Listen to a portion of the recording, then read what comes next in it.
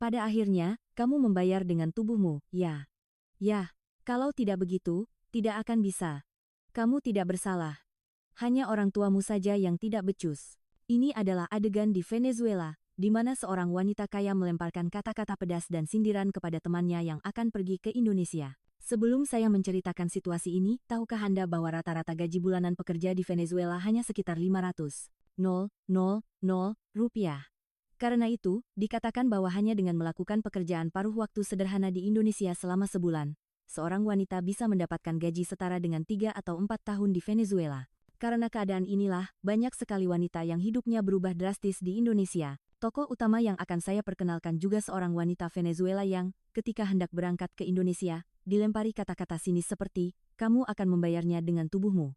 Namun, beberapa tahun kemudian, setelah berhasil mendapatkan 1 miliar rupiah di Indonesia dan kembali ke tanah air, teman yang dulu mencemoohnya kini bersikap sangat canggung dan sungkan padanya. Apa yang sebenarnya terjadi padanya?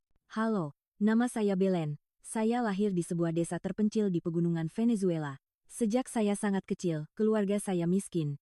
Ayah saya bekerja di sebuah tambang dekat desa, tetapi saat saya berusia 16 tahun, ia mengalami kecelakaan yang mencederai punggungnya. Sejak saat itu, kehidupan keluarga kami menjadi semakin sulit. Ibu saya membuka kios buah kecil di pasar, tetapi penghasilannya hanya cukup untuk bertahan hidup. Saat berusia 19 tahun, saya terpaksa melepaskan impian saya menjadi seorang perancang busana. Alih-alih melanjutkan ke universitas, saya mulai bekerja untuk menafkahi keluarga. Awalnya, saya merasa sangat sedih.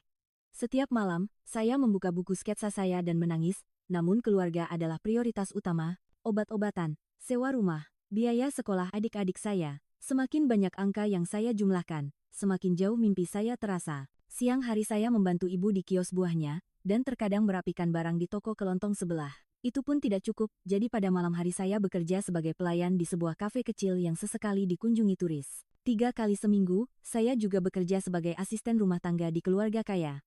Meskipun telapak tangan saya melepuh dan telapak kaki saya pecah-pecah, saya tidak pernah libur sehari pun. Suatu saat nanti, aku akan bisa membuat bajuku sendiri. Dengan pikiran itu, setiap malam sebelum tidur, saya diam-diam melihat majalah dan menggambar desain. Namun, waktu untuk itu semakin berkurang. Saya terlalu lelah bahkan untuk memegang pensil. Hari itu adalah hari yang biasa.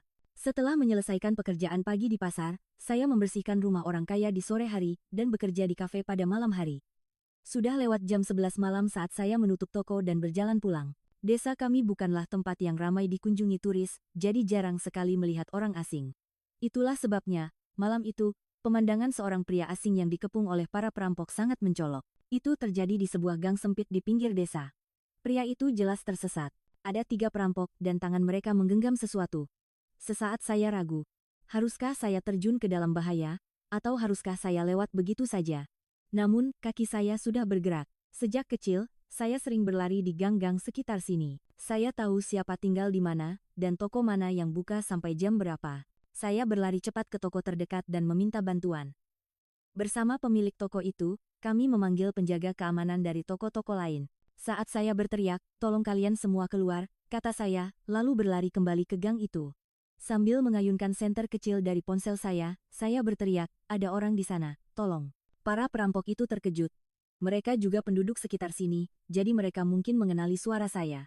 Seketika mereka mulai melarikan diri. Begitu para penjaga keamanan menyerbu masuk ke gang, para perampok itu menghilang tercerai-berai. Pria asing itu bersandar di dinding, basah oleh keringat. Wajahnya pucat, tetapi tatapannya tajam. Ia berulang kali mengucapkan terima kasih dalam bahasa Inggris. Saya menjawab dengan bahasa Inggris yang terbata-bata, Anda baik-baik saja. Apa ada yang terluka? Ia menggelengkan kepala dan berkata dalam bahasa Spanyol, terima kasih banyak. Sungguh, terima kasih banyak. Bahasa Spanyolnya terbata-bata, tetapi cukup bisa dimengerti. Saya terkejut ia berbicara dalam bahasa Spanyol, karena saya pikir kebanyakan orang asing hanya bisa berbahasa Inggris. Tadi itu berbahaya. Gang seperti ini berbahaya pada jam segini, kata saya.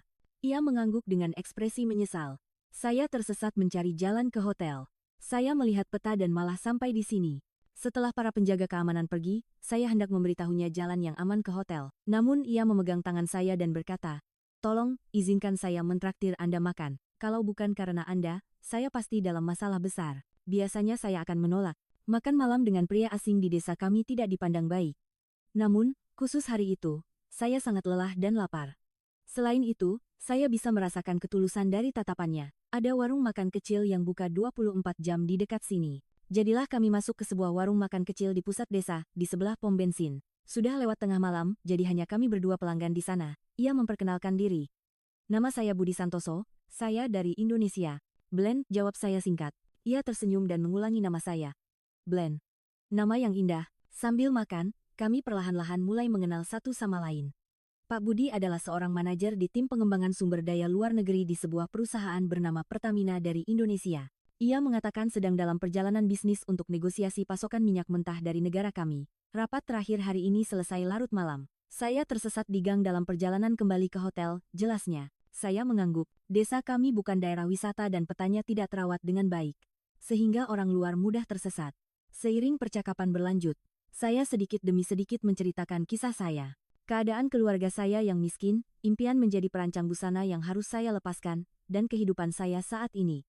Biasanya saya tidak pernah menceritakan hal ini kepada siapapun. Namun, anehnya, hati saya terbuka pada orang asing ini. Jadi, Anda ingin menjadi perancang busana? Ya, tanyanya, dengan penuh minat. Saya tersenyum sedih dan menjawab, itu impian masa kecil. Sekarang, kenyataan lebih penting. Ia berpikir sejenak, lalu memberikan penawaran. Sepertinya saya harus tinggal di sini sedikit lebih lama. Saya butuh pemandu yang bisa membantu saya bergerak dengan aman ke seluruh penjuru kota. Maukah Anda membantu saya?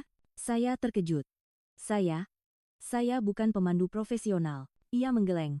Saya tidak butuh pemandu profesional. Cukup bantu saya agar bisa bergerak dengan aman dan beritahu saya tentang keadaan lokal. Tentu saja, saya akan membayar biaya yang pantas. Tawarannya sangat menarik. Bekerja sebagai pemandu orang asing selama seminggu bisa menghasilkan uang lebih banyak dari gaji saya sebulan. Namun, saya ragu. Saya khawatir tentang gosip apa yang akan timbul di desa jika saya menghabiskan waktu dengan pria asing. Tetapi melihat tatapan seriusnya, saya akhirnya setuju. Baiklah. Saya akan membantu Anda. Mulai keesokan harinya, saya menjadi pemandu Pak Budi. Pagi hari saya membantu di toko ibu. Dan sore harinya saya menghabiskan waktu bersamanya. Saya memberitahunya daerah mana yang aman dan mana yang berbahaya. Saya menasihatinya tentang di mana harus makan dan bagaimana berperilaku secara alami seperti penduduk setempat. Pak Budi selalu menepati janjinya dengan tepat, ia menghargai waktu dan membayar jumlah yang dijanjikan di muka. Ia selalu mengucapkan terima kasih bahkan untuk bantuan kecil yang saya berikan. Perlahan-lahan, saya mulai tertarik pada sikapnya itu. Kami banyak berbicara di luar urusan pekerjaan. Ia bercerita tentang Indonesia. Gedung-gedung tinggi di Jakarta, jalanan yang bersih, dan hiruk-pikuk kota yang aktif 24 jam. Semuanya terdengar seperti dongeng bagi saya. Saya mengajarinya bahasa Spanyol yang lebih fasih, dan ia mengajari saya beberapa kata sederhana dalam bahasa Indonesia. Selamat pagi, terima kasih, enak. Sambil mempelajari kata-kata ini, kami tertawa bersama.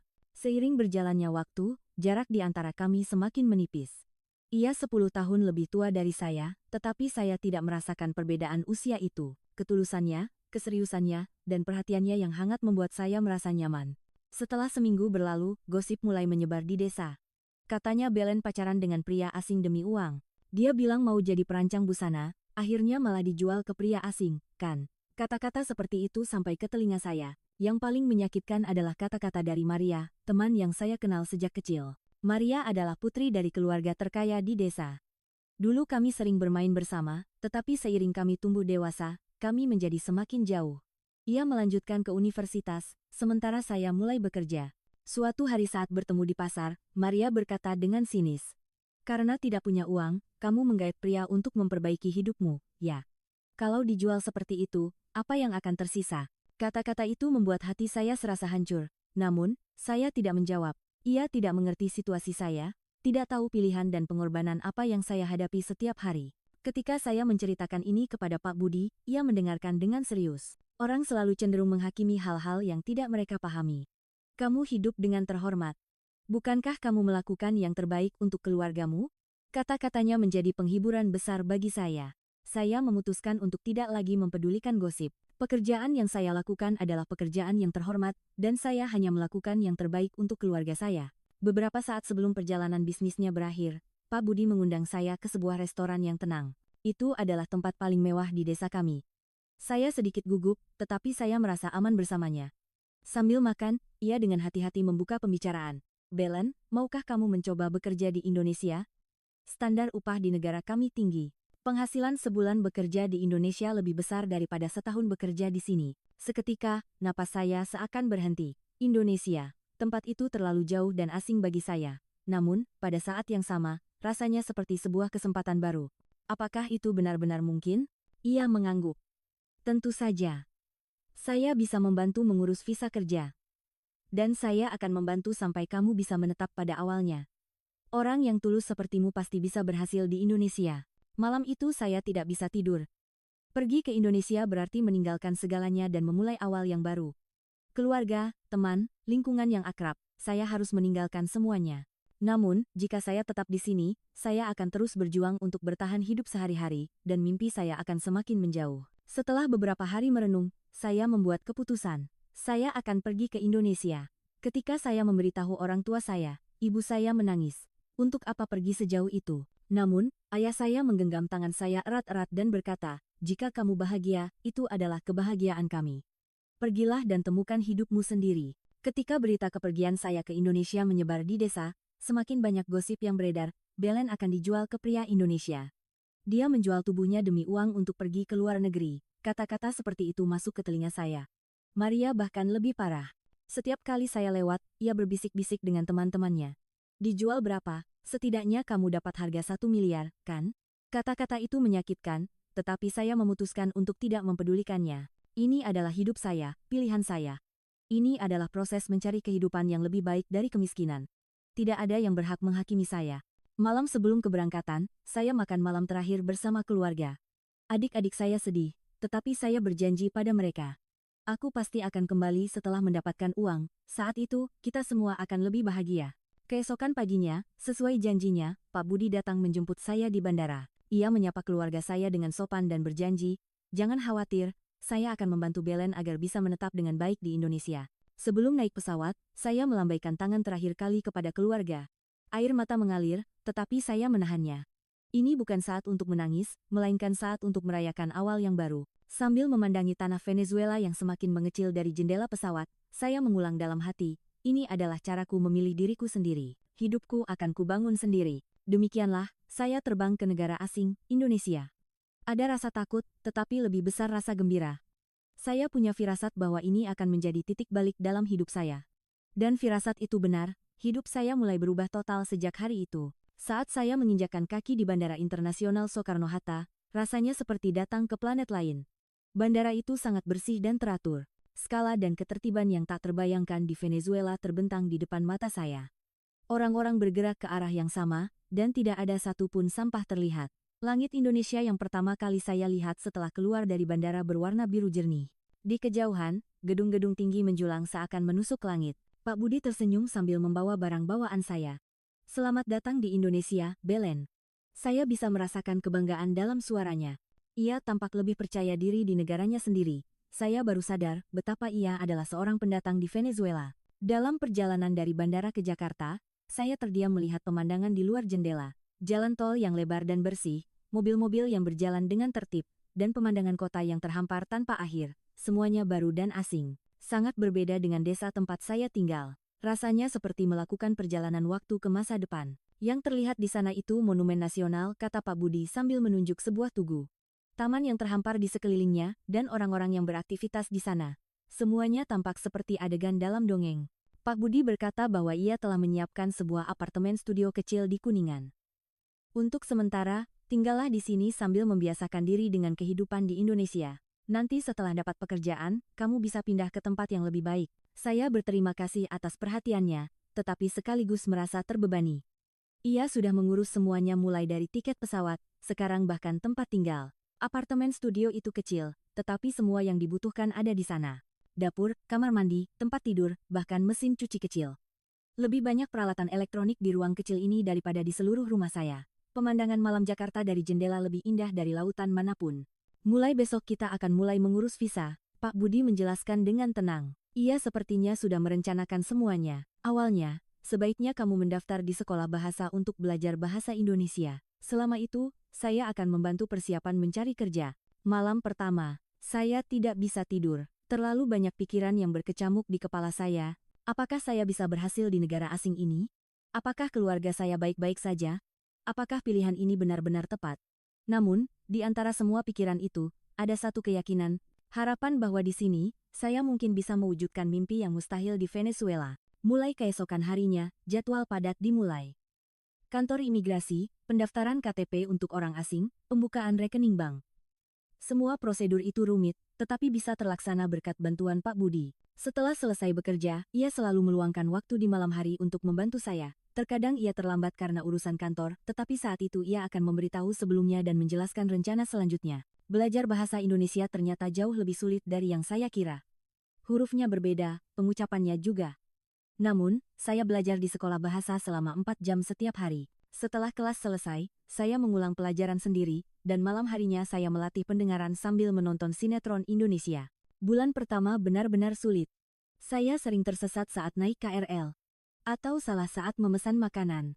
Namun, perlahan-lahan saya mulai terbiasa. Orang Indonesia pada umumnya ramah, tetapi terkadang ada juga yang menatap aneh karena saya orang asing. Di sekolah bahasa, saya berteman dengan orang asing dari negara lain.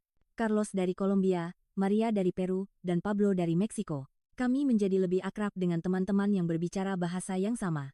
Di akhir pekan, kami berjalan-jalan di Jakarta sambil saling menghibur rasa rindu kampung halaman. Setiap akhir pekan, Pak Budi mengajak saya berkeliling dan memperkenalkan berbagai tempat di Indonesia, Monas, Kota Tua, Taman Mini Indonesia Indah. Setiap kali, saya bisa merasakan cinta dan kebanggaan Pak Budi terhadap negaranya. Ia dengan antusias menjelaskan tentang sejarah dan budaya Indonesia, dan saya berusaha menyerap semuanya. Setelah 3 bulan, saya sudah bisa bercakap-cakap dalam bahasa Indonesia sederhana.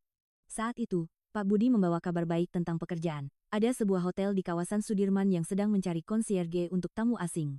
Mereka membutuhkan orang yang bisa berbahasa Spanyol dan Inggris. Hari wawancara, saya sangat gugup. Saya mengenakan setelan yang dipilihkan Pak Budi dan memberi salam dengan sopan seperti yang ia ajarkan.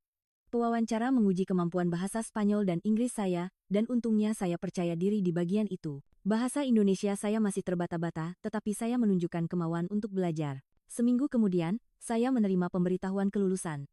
Gaji bulanan saya lebih dari 20 kali lipat dari yang saya dapatkan di Venezuela. Untuk pertama kalinya, saya melihat harapan besar dalam hidup saya. Dengan uang ini, saya bisa mengirim uang secara teratur kepada keluarga, dan juga bisa menabung banyak. Hari pertama kerja, Pak Budi mengantar saya ke hotel. Jangan khawatir, kamu pasti bisa melakukannya dengan baik. Dorongannya memberi saya keberanian. Pekerjaan di hotel ternyata lebih menyenangkan dari yang saya duga. Bertemu tamu dari berbagai negara dan menyelesaikan permintaan mereka memberikan kepuasan tersendiri. Terutama tamu dari Amerika Latin, mereka senang saat tahu saya orang Venezuela. Sekitar 2 bulan setelah mulai bekerja, saya akhirnya bisa mandiri. Dengan bantuan Pak Budi, saya menyewa sebuah kamar kos eksklusif di dekat kantor. Biayanya mahal, tetapi masih bisa terjangkau dengan gaji saya. Saat pertama kali menandatangani surat perjanjian sewa atas nama saya sendiri, saya merasakan pencapaian yang aneh. Rasanya saya benar-benar sudah mandiri. Hari pindah ke tempat baru, Pak Budi membantu mengangkut barang-barang saya dengan mobilnya. Meskipun barang bawaan saya hanya pakaian, beberapa buku, dan perlengkapan hidup yang saya kumpulkan sedikit demi sedikit, ia membantu dengan sepenuh hati. Ia bahkan menyiapkan makanan sederhana sebagai syukuran pindahan. Kami duduk di meja kecil dan makan bersama. Setelah kehidupan di Indonesia mulai stabil, saya mulai mengirim uang secara teratur setiap bulan kepada keluarga di Venezuela.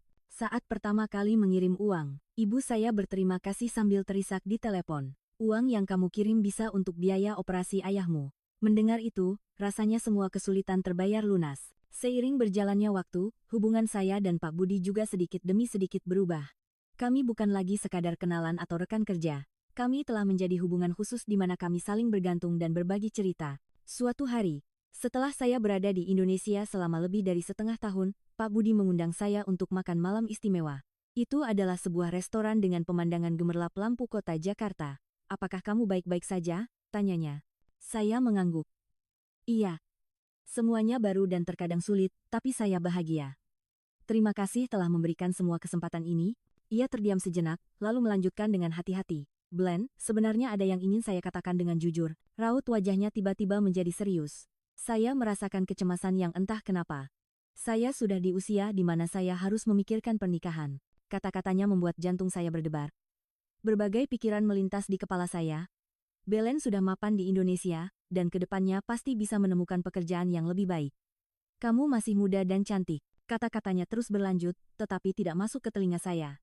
Rasanya seperti disiram air dingin. Jadi, maksud Anda kita akan berpisah? Suara saya bergetar. Air mata hampir tumpah, tetapi saya menahannya. Pak Budi tampak terkejut. Bukan, bukan begitu. Katanya terbata-bata. Namun, emosi saya sudah meluap dan tidak tertahankan. Anda membawa saya ke sini hanya untuk mencampakkan saya datang ke sini hanya dengan mempercayai Anda seorang. Suara saya meninggi. Pelanggan lain di restoran mulai melihat ke arah kami. Tetapi saat itu saya tidak peduli. Belen, tolong jangan salah paham, maksud saya. Pak Budi tampak bingung. Saya hendak berdiri, tetapi ia menahan tangan saya. Tolong dengarkan dulu. Saya menahan air mata dan duduk kembali. Pak Budi menarik napas dalam-dalam dan melanjutkan. Yang ingin saya katakan adalah, bagaimana kalau kita memulai hubungan yang lebih serius? Saya menatapnya dengan kaget. Hubungan yang serius? Iya, pernikahan, katanya pelan. Tetapi yang membuat saya ragu adalah perbedaan usia kita. Saya terlalu tua untukmu. Seketika, saya tidak bisa berkata apa-apa. Wajah saya memerah karena menyadari kesalahpahaman saya.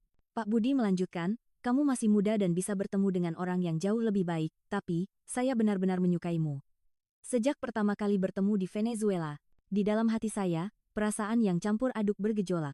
Sebenarnya, saya juga memiliki perasaan khusus terhadap Pak Budi. Ketulusannya, rasa tanggung jawabnya, dan perhatiannya yang hangat. Namun, pengakuan tiba-tiba seperti ini, tidak saya duga. Apakah tidak apa-apa dengan pria setua saya? Tanya Pak Budi hati-hati. Di matanya, ada campuran antara kecemasan dan harapan. Saya perlahan mengangguk, usia tidak penting. Yang penting adalah hatimu. Saya juga menyukaimu. Malam itu, kami pertama kali berbagi isi hati kami. Perasaan kami satu sama lain, rencana ke depan, dan kesulitan yang mungkin kami hadapi. Kami membicarakan semuanya dengan jujur. Pak Budi menggenggam tangan saya erat dan berjanji, aku akan selalu ada di sisimu. Apapun kesulitan yang datang, kita akan hadapi bersama. Setelah memutuskan untuk menikah, saya memberitahu keluarga saya. Ibu saya awalnya tidak percaya. Secepat itu, tapi setelah saya menjelaskan isi hati saya, ibu menangis. Kalau kamu bahagia, itu yang terpenting. Kita harus mengadakan perayaan di desa. Namun, reaksi orang tua Pak Budi berbeda. Hari ketika ia pulang setelah memberitahu mereka tentang pernikahan kami, raut wajahnya muram. Orang tuaku menentang pernikahan internasional. Mereka bilang, jangan-jangan ini penipuan pernikahan, katanya banyak yang hanya mengincar kewarganegaraan lalu menghilang. Hati saya terasa sakit. Dihakimi dengan prasangka seperti itu oleh orang yang belum pernah saya temui. Namun, saya bisa mengerti. Dari sudut pandang mereka, menantu orang asing, apalagi dari negara miskin, tentu mencurigakan. Pak Budi tidak menyerah, ia terus meyakinkan orang tuanya. Coba temui Belen dulu. Kalau ayah dan ibu melihat sendiri orangnya seperti apa, pasti akan mengerti. Akhirnya, sebulan kemudian, orang tua Pak Budi setuju untuk bertemu kami.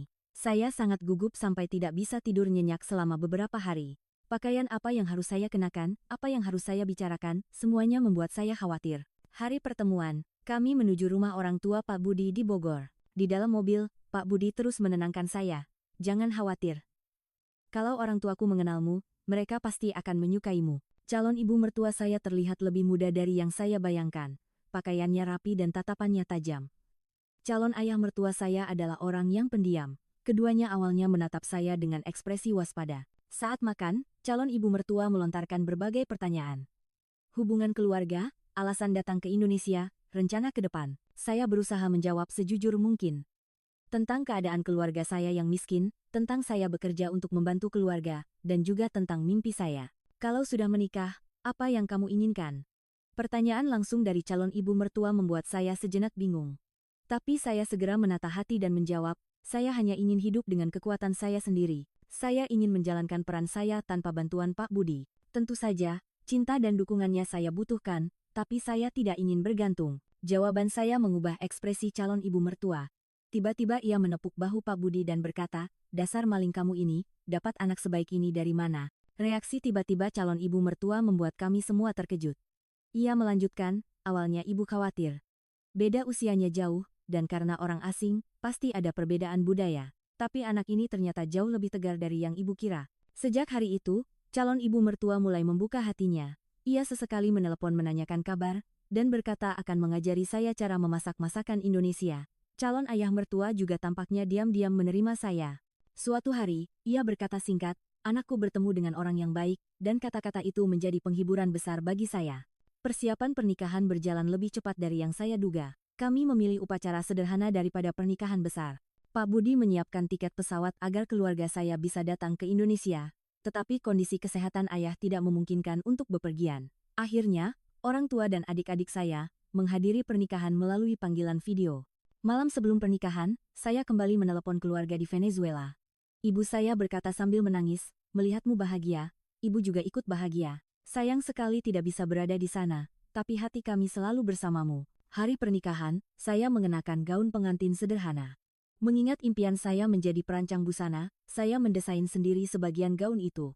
Melihat saya, Pak Budi berkaca-kaca. "Kamu cantik sekali, Belen." Pernikahan kecil kami dihadiri oleh keluarga dan teman-teman Pak Budi, serta beberapa teman yang saya dapatkan di Indonesia. Teman-teman Budi dengan bercanda meneriakkan maling, yang membuat suasana menjadi cair. Kehidupan pernikahan kami berbeda dari yang dibayangkan banyak orang.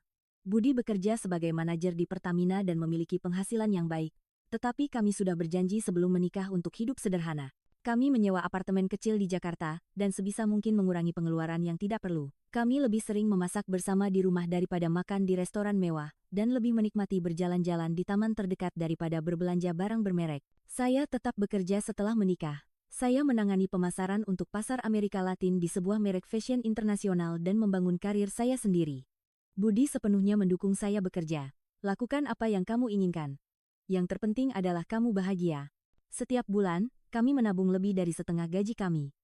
Saya mengirimkan 30% dari gaji saya kepada keluarga di Venezuela. Karena perbedaan nilai tukar, jumlah itu tidak besar di Indonesia, tetapi cukup untuk keluarga saya hidup di Venezuela. Orang tua saya setiap kali mengucapkan terima kasih dan menyemangati bahwa pilihan saya sudah benar. Ibu mertua saya awalnya tidak mengerti mengapa saya bekerja sambil mengirim uang. "Kehidupan kalian juga penting. Apa tidak apa-apa mengirim sebanyak itu?" Tapi setelah saya menjelaskan keadaan keluarga, ia mengerti. Malah, terkadang ia mengirimkan buah-buahan atau lauk pauk, dan berkata, "Dengan ini kalian bisa berhemat dan mengirim lebih banyak." Pada tahun kedua pernikahan, kami memetik hasil pertama kami. Dengan uang yang kami tabung bersama, kami membeli sebuah unit apartemen investasi kecil atas nama Budi. Pendapatan sewa digunakan untuk membayar cicilan. Budi berkata, "Ini adalah benih pertama untuk masa depan kita." Setiap hari Minggu, kami mengunjungi rumah mertua. Budi berkata saya tidak perlu memaksakan diri, tetapi saya sangat menyukai ibu mertua. Ibu mengajari saya cara memasak masakan Indonesia, dan saya menunjukkan masakan Venezuela sebagai pertukaran budaya. Ayah mertua, meskipun pendiam, selalu makan masakan saya dengan lahap dan berkata, "Masakan menantuku yang terbaik." Dan ibu mertua berkata, "Sejak anakku menikah, aku jadi lebih sering bertemu dengannya. Rasanya seperti ketiban rezeki." Pada tahun ketiga, saya mulai belajar desain busana lagi. Setiap akhir pekan saya pergi ke sekolah, memulai langkah kecil menuju impian saya. Budi selalu mendukung, "Suatu saat nanti kamu bisa membuat merekmu sendiri." Ibu mertua juga tertawa, "Aku akan jadi pelanggan pertamamu." 4 tahun berlalu, kami melakukan investasi kedua. Kali ini sebuah unit apartemen yang sedikit lebih besar. Investasi pertama mulai menghasilkan keuntungan yang stabil, dan kami menjadi lebih percaya diri. Budi belajar dengan membaca buku-buku tentang investasi dan melakukannya dengan hati-hati. Kami terus menambah aset kami secara bertahap dalam batas yang wajar. Pada tahun kelima, kabar yang kami dambakan datang. Saya hamil. Ketika 2 garis muncul dengan jelas di alat tes kehamilan, saya hanya bisa berdiri di tempat dan menangis. Ketika saya memberitahu Budi, ia tidak bisa berkata apa-apa dan hanya memeluk saya erat. Saya bisa merasakan tubuhnya sedikit bergetar. Ketika kami memberitahu orang tua Budi tentang kehamilan ini, ibu mertua menangis bahagia. "Akhirnya aku akan jadi nenek." Sejak hari itu, ibu mertua setiap hari mengirimkan lauk bergizi, dan setiap akhir pekan menyiapkan makanan penambah stamina untuk saya. Ayah mertua juga lebih sering menelepon menanyakan kondisi saya. Pada bulan ketiga kehamilan, ibu mertua memberikan usulan yang tidak terduga. "Bagaimana kalau sebelum melahirkan, kamu pergi ke Venezuela dulu? Bertemu dengan orang tuamu." Awalnya saya hanya menganggapnya sebagai kata-kata baik dari ibu mertua. Tapi ibu serius. "Ibu sudah cari tahu, sampai usia kehamilan 5 bulan masih aman naik pesawat. Kami juga akan ikut." Budi juga sangat setuju. "Ide bagus. Sudah lebih dari 5 tahun kamu tidak pulang kampung, kan? Bertemu orang tuamu dan menyampaikan kabar kehamilan secara langsung, pasti akan membuat mereka senang. Jadilah kunjungan ke Venezuela diputuskan. Budi, ibu mertua, dan saya akan pergi bertiga. Ayah mertua tidak bisa ikut karena masalah kesehatan yang tidak memungkinkan perjalanan jauh. Sambil bersiap-siap, hati saya semakin berdebar. Pulang ke kampung halaman setelah 7 tahun dan bisa bertemu keluarga, membuat hati saya gembira. Malam sebelum keberangkatan, sambil membereskan barang, saya teringat hari terakhir saya di Venezuela. Saat itu segalanya tidak pasti, penuh dengan kecemasan dan kegembiraan. Tapi sekarang berbeda, kehidupan yang stabil, keluarga yang penuh kasih, dan anak yang akan segera lahir. Semuanya patut disyukuri. Setelah penerbangan yang panjang, kami tiba di Venezuela. Begitu menginjakkan kaki di bandara, udara yang akrab dan bahasa Spanyol menyambut saya. Rasanya seperti bertemu teman lama. Di pintu keluar bandara, saya melihat orang tua dan adik-adik saya. Ibu langsung berlari dan memeluk saya. Betapa saya merindukan pelukan hangat itu. Orang tua saya berulang kali mengucapkan terima kasih kepada Budi dan ibu mertua. Ayah terutama berterima kasih kepada Budi. Terima kasih sudah menjaga putri kami. Ibu mertua menyapa dengan bahasa Spanyol yang terbata-bata. Hanya beberapa kata yang diajarkan Budi, tetapi ketulusannya menyentuh hati orang tua saya. Dalam perjalanan ke desa kami, saya memperhatikan pemandangan di luar jendela dengan saksama. Tidak banyak yang berubah dari 7 tahun lalu, tetapi entah kenapa semuanya terasa lebih kecil dan sederhana. Mungkin karena sudah terbiasa dengan gedung-gedung tinggi dan jalanan lebar di Jakarta, kampung halaman saya terlihat lebih kecil. Namun, kesederhanaan itu justru menghangatkan hati. Saat tiba di desa, banyak orang keluar rumah, gosip sepertinya sudah menyebar. Belen pulang dari Indonesia. Suami dan mertuanya yang orang Indonesia juga ikut. Orang-orang menatap kami dengan penuh rasa ingin tahu, terutama pada Budi dan ibu mertua. Rumah orang tua saya masih sama seperti dalam ingatan saya. Halaman kecil, gerbang tua, dan ruang tamu yang akrab. Semuanya masih sama. Tapi ada satu hal yang berbeda, rumah itu jauh lebih rapi. Ibu sepertinya membersihkan dan mendekorasinya secara khusus untuk kami. Saat makan malam, ibu menyiapkan masakan tradisional Venezuela kesukaan saya. Arepas, pabelon criollo, dan tequeños. Rasa yang sangat saya rindukan. Budi dan ibu mertua, meskipun asing dengan masakannya, makan dengan lahap. Terutama ibu mertua. Ia memuji. Berbeda dengan masakan Indonesia. Tapi ini enak sekali. Setelah makan saya menceritakan kehidupan saya di Indonesia kepada keluarga. Kehidupan pernikahan, pekerjaan, hingga kabar kehamilan. Ibu mengelus perut saya sambil berkaca-kaca. Cucu pertamaku akan lahir. Kata-kata itu membuat saya ikut menangis. Keesokan paginya, ibu memanggil saya dengan hati-hati. Belen, uang yang kamu kirim, kami simpan semuanya. Ibu membawa saya ke sebuah kamar kecil dan menunjukkan sebuah kotak. Di dalamnya, uang yang saya kirim selama 5 tahun hampir utuh. Ibu berkata hanya menggunakan sedikit untuk kebutuhan sehari-hari dan biaya rumah sakit ayah. Kenapa ibu menyimpannya sebanyak ini? Tanya saya. Ibu tersenyum malu. Untuk suatu saat kamu kembali. Untuk masa depanmu. Jika digabungkan dengan uang tabungan saya, jumlahnya mendekati 1 miliar rupiah. Saya terkejut dan tidak bisa berkata apa-apa. Orang tua saya tidak menggunakan uang yang saya kirim untuk diri mereka sendiri, melainkan menyimpannya untuk saya. Saat itu juga, saya memutuskan. Dengan uang ini, saya akan merenovasi rumah orang tua saya dan menciptakan lingkungan yang lebih baik untuk mereka. Sore itu, saya memberitahu Budi dan ibu mertua tentang hal ini. Orang tua saya menyimpan hampir semua uang yang saya kirim. Dengan uang ini, saya mau merenovasi rumah dan membelikan perabotan baru. Ibu mertua berpikir sejenak, lalu berkata, itu ide yang bagus. Tapi bukankah uang itu seharusnya digunakan untuk masa depan kalian berdua dan anakmu? Biar kami yang bantu renovasi rumah. Saya terkejut dengan kata-kata ibu mertua. Tidak, Bu. Itu terlalu merepotkan. Namun, ibu mertua bersikeras. Apa maksudmu? Ini kan rumah besan, tentu saja wajar. Uang yang kamu kumpulkan selama 5 tahun itu untuk anak dan masa depanmu. Renovasi rumah biar kami yang urus. Budi juga setuju dengan pendapat ibunya. Benar kata ibu. Apa yang bisa kami bantu? Harus kami bantu. Uang hasil jerih payahmu kita gunakan untuk keluarga dan anak kita. Keesokan harinya, ibu mertua benar-benar melaksanakannya. Ia membawa kami ke pasar kecil di desa, dan di sana ia mulai memilih perabotan dan peralatan rumah tangga satu persatu. Kulkas, mesin cuci, televisi, bahkan tempat tidur dan sofa baru. Ibu mertua membeli semuanya tanpa ragu. Orang tua saya awalnya menolak. Kami tidak bisa menerima sebanyak ini. Tapi ibu mertua tertawa dan berkata, kalau sesama besan tidak bisa saling bantu seperti ini, untuk apa jadi keluarga? Mendengar itu, orang tua saya akhirnya menerima dengan hati terbuka. Hari pengiriman perabotan, seluruh penduduk desa melihat dengan takjub. Setiap kali perabotan baru diangkut masuk, tetangga berkumpul untuk menonton. Besan dari Indonesia yang membelikan semua ini. Belen benar-benar beruntung. Kata-kata seperti itu terdengar di mana-mana. Setelah semua penataan selesai, rumah orang tua saya berubah total. Perabotan lama diganti dengan yang baru, dan dapur dipenuhi dengan peralatan modern. Ibu berdiri di depan kulkas baru, dan menangis haru. Aku tidak pernah menyangka hari seperti ini akan datang. Malam itu, ibu menggenggam erat tangan ibu mertua dan berkata, "Terima kasih banyak. Belen, kami sangat beruntung bisa bertemu dengan ibu mertua yang begitu baik." Ibu mertua tersenyum dan menjawab, "Tidak. Kamilah yang lebih beruntung bisa mendapatkan menantu sebaik ini." Mendengar itu, hati saya terasa hangat. Melihat kedua ibu saling menerima dan menghormati, saya sadar betapa besar berkah yang saya terima. Melampaui budaya yang berbeda, bahasa yang berbeda, dan jarak ribuan kilometer, kami telah menjadi keluarga yang sesungguhnya. Keesokan paginya, kami berjalan-jalan keliling desa. Saya ingin menunjukkan kepada Budi dan ibu mertua tempat saya dibesarkan, sekolah tempat saya belajar, serta kafe dan pasar tempat saya bekerja. Penduduk desa menyapa kami dan melontarkan banyak pertanyaan penasaran, terutama kepada Budi dan ibu mertua. Saat tiba di pasar, saya bertemu dengan seseorang yang tidak terduga. Seorang wanita yang menjual sayuran menarik perhatian saya. Ketika saya perhatikan baik-baik, ternyata dia adalah Maria. Dulu, putri dari keluarga terkaya di desa yang menertawakan saya akan dijual.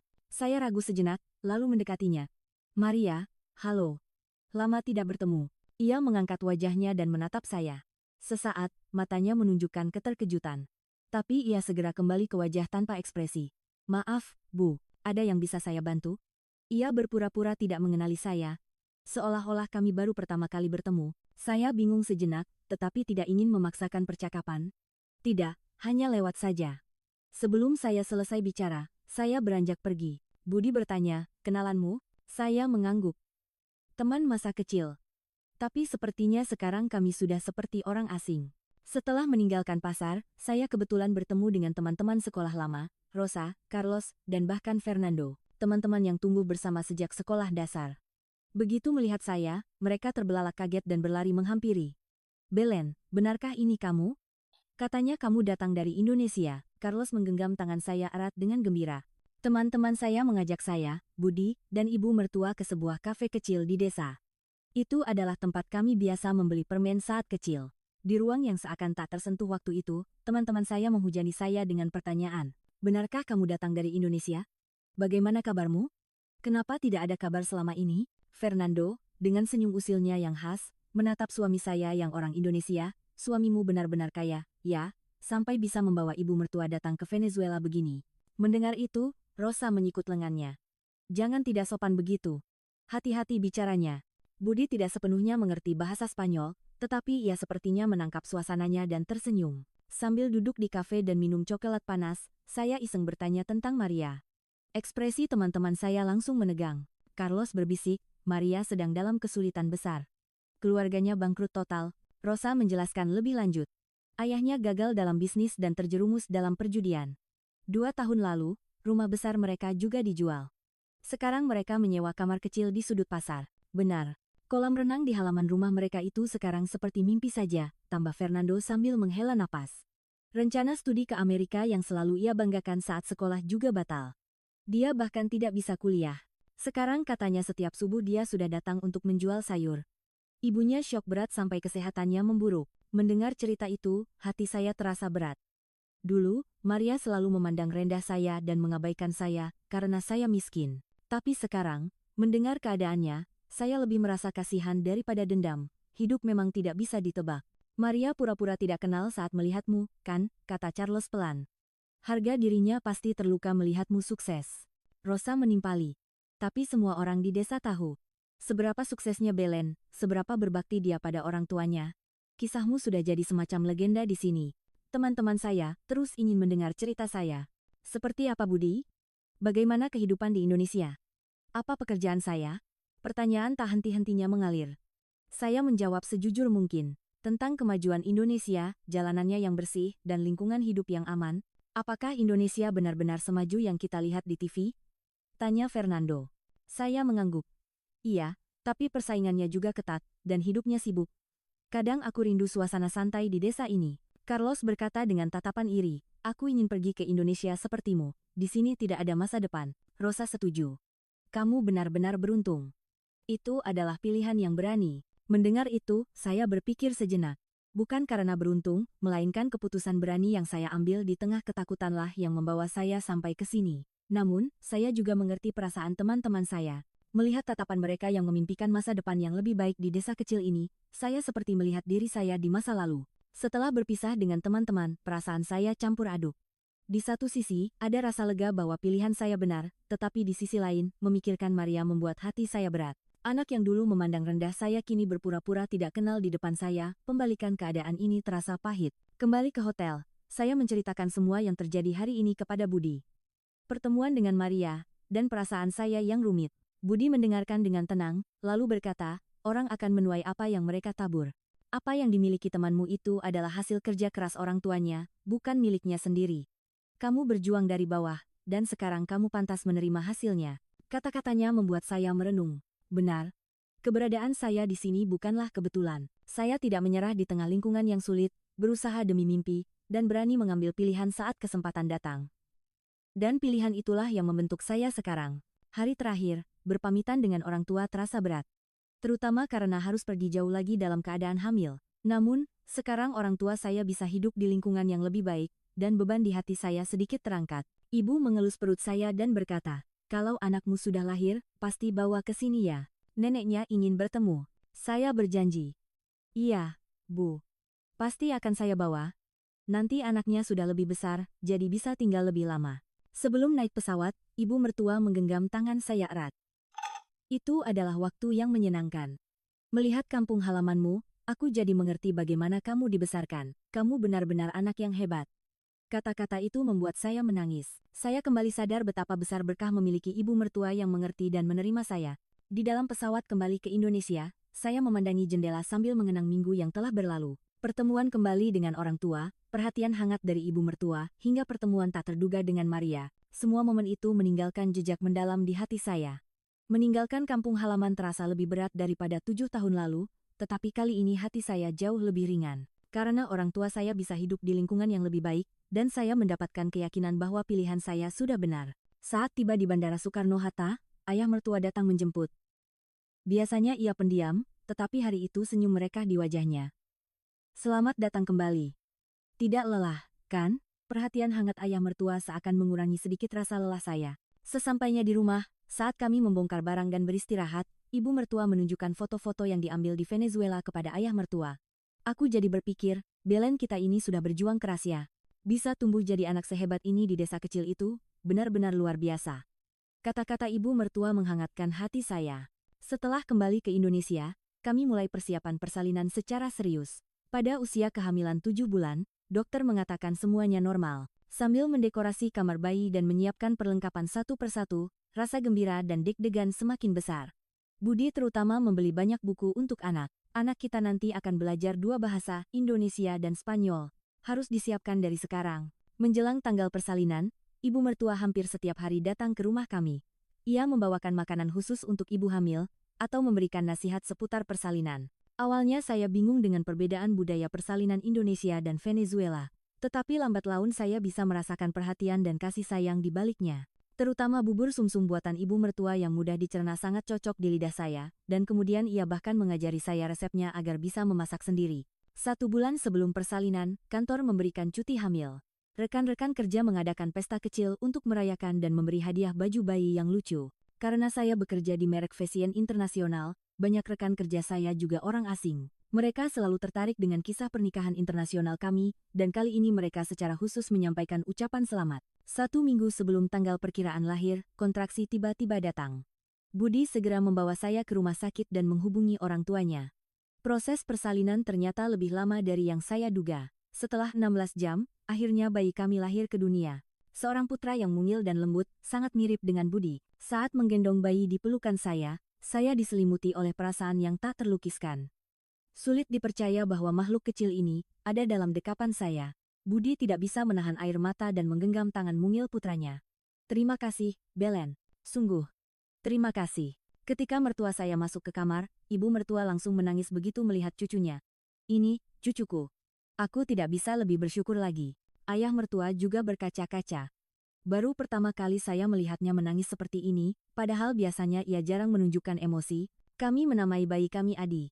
Nama Indonesia, tetapi juga mudah diucapkan dalam bahasa Spanyol. Kami berharap anak kami memiliki identitas dari kedua budaya. Ketika saya mengirim foto ke orang tua di Venezuela, ibu saya sangat gembira dan berkata melalui panggilan video, "Cucuku tampan sekali." Perawatan pasca melahirkan mengikuti budaya Indonesia. Atas saran ibu mertua, saya tinggal di fasilitas perawatan pasca melahirkan selama 2 minggu. Awalnya terasa canggung, tetapi dengan bantuan para ahli, saya bisa belajar cara merawat bayi. Ibu mertua setiap hari datang menjenguk, memperhatikan saya, dan membawakan makanan bergizi. Di negara kita, setelah melahirkan harus makan makanan yang menghangatkan tubuh agar cepat pulih. Ini ibu buatkan khusus. Setelah keluar dari fasilitas perawatan dan kembali ke rumah, ibu mertua masih hampir setiap hari datang membantu merawat bayi. Terkadang saat bayi menangis tanpa henti, ibu mertualah yang menenangkannya. "Kamu istirahat saja. Biar ibu yang jaga." Tanpa bantuan ibu mertua, saya pasti akan sangat kesulitan di tahap awal mengasuh anak. Saat mengadakan syukuran akikah sesuai tradisi Indonesia, saya juga menyertakan upacara pemberkatan dari Venezuela. Itu adalah hari istimewa di mana dua budaya berpadu. Mertua, teman-teman Budi, dan rekan-rekan kerja saya semua berkumpul mendoakan kesehatan Adi. Hari itu ibu mertua menatap saya dan berkata, "Belen menjadi bagian dari keluarga kita adalah sebuah keberuntungan. Kamu lebih baik dari anak perempuanku sendiri." Mendengar itu, saya merasa malu sekaligus merasakan tanggung jawab yang mendalam. Saya ingin memenuhi harapan ibu mertua, menjadi menantu yang lebih baik, dan ibu yang lebih baik. Bersamaan dengan mengasuh anak, saya perlahan-lahan mulai bekerja kembali. Perusahaan memberi saya kesempatan untuk bekerja dari rumah, sehingga saya bisa terus berkarir sambil merawat anak. Budi juga aktif berpartisipasi dalam pengasuhan anak. Sepulang kerja, ia selalu memandikan Adi, dan di akhir pekan ia membawa anak keluar agar saya bisa beristirahat. Kami mengundang orang tua saya ke Indonesia. Kami ingin mereka bertemu langsung dengan cucu mereka dan melihat kehidupan kami. Namun, kondisi kesehatan ayah tidak memungkinkan untuk bepergian. Sebagai gantinya, kami secara teratur melakukan panggilan video dan berbagi proses tumbuh kembang Adi. Seiring berjalannya waktu, Adi tumbuh semakin besar. Langkah pertama, kata pertama, setiap momen terasa berharga. Terutama saat Adi pertama kali memanggil mama, saya tidak bisa menahan air mata. Kata sederhana dari mulut anak itu terdengar seperti suara terindah di dunia bagi saya. Saat Adi berusia 1 tahun, saya mengambil keputusan yang sudah lama saya impikan. Saya meluncurkan merek fashion saya sendiri, meskipun dalam skala kecil. Budi sepenuhnya mendukung keputusan saya, dan ibu mertua juga menyemangati, "Lakukan apa yang ingin kamu lakukan." Awalnya saya mulai dari toko online. Pakaian yang memadukan desain tradisional Venezuela dengan sentuhan modern Indonesia. Responsnya ternyata lebih baik dari yang saya duga, terutama populer di kalangan pelanggan Indonesia yang tertarik dengan Amerika Latin. Perlahan-lahan bisnis mulai berjalan lancar, dan saya akhirnya merasa benar-benar mewujudkan impian saya. Saat Adi berusia 2 tahun, kami dikaruniai anak kedua. Kali ini, seorang putri. Kami menamainya Sofia, nama yang mudah diucapkan baik di Indonesia maupun Venezuela. Adi sangat senang akan punya adik. Setiap hari ia menempelkan telinganya ke perut saya dan berkata, "Adik, cepat keluar ya." Tingkahnya sangat menggemaskan. Setelah Sofia lahir, kehidupan kami menjadi semakin kaya. Membesarkan 2 anak tentu tidak mudah, tetapi dengan bantuan Budi dan mertua, kami bisa melewatinya dengan baik. Ibu mertua terutama mencurahkan kasih sayang khusus pada cucu perempuannya. "Sofia cantik sepertimu. Nanti kalau besar pasti jadi wanita hebat seperti ibunya." Seiring anak-anak tumbuh, saya berusaha mengajari mereka keindahan dua budaya. Saya membiasakan mereka menggunakan bahasa Indonesia dan Spanyol, serta mengajari tradisi dan adat istiadat kedua negara. Adi belajar silat, tetapi juga menunjukkan minat pada tarian tradisional Venezuela. Sofia, meskipun masih kecil, secara alami mencampur adukan kedua bahasa saat berbicara, yang terasa menakjubkan. Setiap hari Minggu, kami mengunjungi rumah mertua. Mertua selalu tampak bahagia melihat cucu-cucu mereka, dan ayah mertua terutama sering bercerita tentang sejarah dan budaya Indonesia kepada Adi. "Adik kita ini akan menjadi anak istimewa yang mengenal budaya dua negara." Kata-kata ayah mertua itu memiliki makna besar bagi saya. Saat Sofia berusia 1 tahun, kami kembali mengunjungi Venezuela. Kali ini bersama anak-anak. Orang tua saya sangat bahagia bisa bertemu langsung dengan cucu-cucu mereka, dan penduduk desa pun turut merayakannya. Belen sudah jadi ibu 2 anak, ya. Dia benar-benar sukses di Indonesia. Selama kunjungan itu, saya bertemu lagi dengan Maria. Kali ini ia juga sedang menjual sayur di pasar, tapi mungkin karena saya bersama anak-anak, ia yang lebih dulu menyapa, "Belen, lama sekali tidak bertemu. Anak-anakmu lucu sekali." Meskipun percakapan singkat, saya bisa membaca penyesalan dan kekaguman dari matanya. Tidak ada lagi tatapan merendahkan, malah sepertinya ia mengakui pilihan saya. Saat itu, Saya berpikir dalam hati, kita semua menjalani hidup yang berbeda sesuai dengan pilihan kita masing-masing. Setelah kembali dari Venezuela, ikatan keluarga kami menjadi semakin kuat. Budi naik jabatan menjadi direktur di perusahaannya, dan merek fashion saya juga perlahan berkembang hingga bisa membuka toko offline kecil. Anak-anak tumbuh dengan sehat dan menerima kedua budaya secara alami. Saat Adi mulai masuk TK, ada sedikit kesulitan. Karena penampilannya yang sedikit berbeda dari anak-anak lain, ia terkadang menerima pertanyaan penasaran. Kenapa ibuku orang dari negara lain? Namun, Adi menjawab dengan bangga, ibuku dari Venezuela. Makanya aku bisa bicara dua bahasa. Melihat sikap anak saya itu, saya merasa sangat terharu. Meskipun masih kecil, ia bangga dengan identitasnya, itu sangat luar biasa. Saya selalu berkata pada Adi, kamu anak yang istimewa. Memiliki dua budaya adalah berkah yang besar. Seiring berjalannya waktu, pandangan menantu asing di keluarga kami benar-benar hilang. Perbedaan budaya bukan lagi menjadi tembok, melainkan elemen yang memperkaya keluarga kami. Saat Sofia berusia 3 tahun, kami melakukan investasi ketiga. Kali ini sebuah ruko kecil di Jakarta. Dengan menggabungkan tabungan dan investasi sebelumnya, kami sekarang memiliki sumber pendapatan yang stabil. Budi memuji saya, tanpa kegigihan dan semangat berhematmu, ini tidak akan mungkin terjadi. Saya masih terus mengirim uang setiap bulan kepada orang tua di Venezuela. Sekarang jumlahnya lebih besar, sehingga orang tua saya bisa hidup lebih nyaman. Saya dengar di desa, saya dijuluki anak berpenghasilan miliaran setahun dan orang tua saya membuat iri banyak orang. Namun, bagi saya, yang benar-benar penting bukanlah uang, melainkan cinta yang saya yakini ternyata nyata, dan keluarga yang terbangun melalui cinta itu. Pilihan yang dulu dicemooh sebagai menjual diri kini menjadi keputusan terbaik dalam hidup saya. Hari Adi masuk SD. Seluruh keluarga berkumpul. Mertua juga datang merayakan hari pertama cucu mereka bersekolah. Adi mengenakan seragam dan terlihat sangat bangga, dan saya teringat masa kecil saya. Berbeda dengan masa itu di mana saya harus melepaskan mimpi karena kemiskinan, anak-anak saya tumbuh di lingkungan di mana mereka bisa mengembangkan mimpi mereka sebebas-bebasnya. Mama, kalau besar nanti aku jadi apa ya? Tanya Adi suatu hari. Saya tersenyum dan menjawab, apapun yang kamu inginkan. Mama dan Papa akan selalu mendukungmu. Sambil berkata begitu, saya bersyukur bisa memberikan dukungan dan kasih sayang yang dulu saya dambakan kepada anak-anak saya. Ketika Sofia mulai masuk TK, saya bisa lebih fokus pada bisnis fashion saya.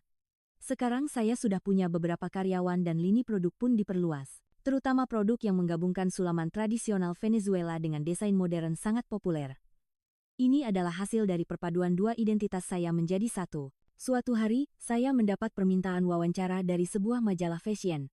Temanya adalah kisah sukses desainer dengan latar belakang multikultural. Awalnya saya ragu, tetapi saya menerimanya dengan harapan kisah saya bisa menjadi inspirasi bagi seseorang. Dalam wawancara itu, saya menceritakan perjalanan saya dengan jujur.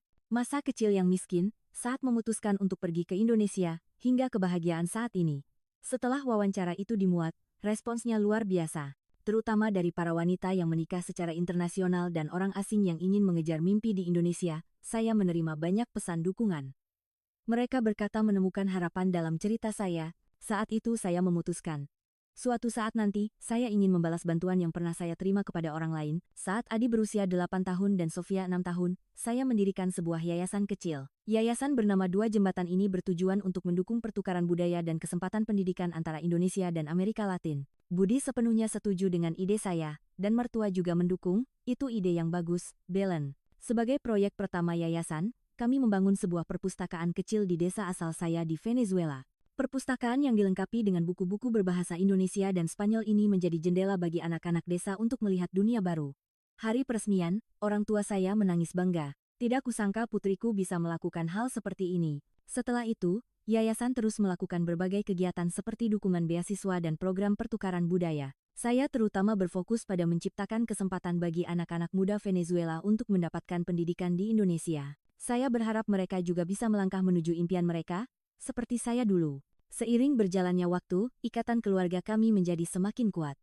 Budi dan saya merayakan ulang tahun pernikahan ke-10, dan anak-anak tumbuh dengan sehat. Mertua masih tampak bahagia bertemu cucu-cucu mereka setiap minggu dan bangga pada saya. Suatu hari Minggu dalam perjalanan pulang dari rumah mertua, Adi bertanya, Mama, waktu dulu miskin, Mama sedih tidak? Pertanyaan itu membuat saya berpikir sejenak.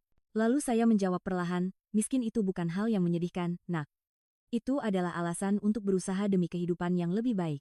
Mama belajar banyak dari proses itu, dan jadi lebih menghargai kebahagiaan yang sekarang. Setelah percakapan itu, saya sering berkata kepada anak-anak saya, kemiskinan bukanlah aib, melainkan alasan untuk berusaha. Melalui pengalaman saya ingin mengajarkan pentingnya, tidak kehilangan harapan, di tengah kesulitan apapun. Saya berharap anak-anak saya bisa belajar kearifan hidup melalui cerita kami. Saat Adi berusia 10 tahun, kami semua kembali mengunjungi Venezuela. Kali ini mertua juga ikut. Saat kedua keluarga berkumpul di desa asal saya merasa tidak ada yang lebih membahagiakan dari ini. Penduduk desa terkejut melihat keluarga kami. Belen benar-benar berhasil, ya.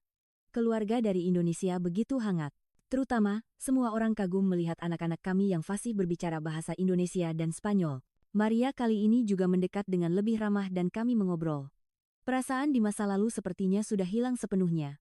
Orang tua saya dan mertua saya, meskipun ada kendala bahasa, hati mereka terhubung. Kedua ibu berkomunikasi dengan bahasa isyarat sambil tertawa, dan kedua ayah duduk diam dengan tatapan saling menghormati. Melihat itu, saya merasakan ikatan keluarga yang melampaui budaya dan bahasa. Setelah kembali ke Indonesia, ibu mertua memberikan hadiah istimewa untuk saya, sebuah kotak perhiasan tua. Ini warisan dari ibuku. Sekarang aku mau memberikannya padamu. Hadiah dari ibu mertua itu memiliki makna lebih dari sekadar barang. Itu adalah bukti pengakuannya bahwa saya adalah putrinya yang sesungguhnya. Kini, saya bukan lagi menantu asing. Saya hanyalah keluarga. Perbedaan budaya, kendala bahasa, dan kecanggungan awal semuanya telah sirna. Yang tersisa hanyalah cinta dan rasa hormat satu sama lain. Setiap pagi, saya memulai hari dengan rasa syukur sambil menatap cermin. Tidak ada yang menyangka gadis miskin dari Venezuela bisa menjalani kehidupan yang begitu kaya. Terkadang rasanya seperti mimpi, namun begitu tawa anak-anak terdengar dan suara hangat Budi memanggil, saya sadar bahwa semua ini adalah kenyataan. Kehidupan sehari-hari keluarga kami sederhana namun bahagia. Dari sarapan bersama di pagi hari, berangkat ke tempat kerja atau sekolah masing-masing, hingga berkumpul lagi di malam hari untuk berbagi cerita. Setiap momen terasa berharga. Kunjungan mingguan ke rumah mertua, pesta ulang tahun kecil, liburan keluarga yang sederhana. Keseharian seperti itulah yang menjadi berkah terbesar bagi saya. Terutama, Budi dan saya menjadi semakin dekat saat mengasuh anak bersama. Membantu pekerjaan rumah anak-anak, membaca buku bersama, dan bermain di taman pada akhir pekan. Melihat Budi, saya menemukan cinta yang baru setiap hari. Saya tidak pernah menyangka pria yang saya temui di gang gelap Venezuela itu bisa menjadi ayah yang begitu hebat. Seiring anak-anak tumbuh, saya berusaha menanamkan nilai-nilai terpenting pada mereka. Saya sering mengatakan kemiskinan bukanlah aib, melainkan alasan untuk berusaha, dan ingin mengajarkan cara untuk tidak kehilangan jati diri di lingkungan manapun. Saya berharap anak-anak kami bisa menyerap kelebihan dari kedua budaya dan memandang dunia dengan cakrawala yang luas. Suatu hari, Adi pulang sekolah dan bertanya, "Mama, Bu Guru menyuruh kami membuat karangan tentang keluarga. Boleh aku menulis cerita bagaimana Mama datang ke Indonesia?" Saya tersenyum dan mengangguk, "Tentu saja, Nak. Cerita Mama bukan hal yang memalukan, melainkan sesuatu yang membanggakan." Keesokan harinya, Adi mendapatkan nilai terbaik untuk karangannya.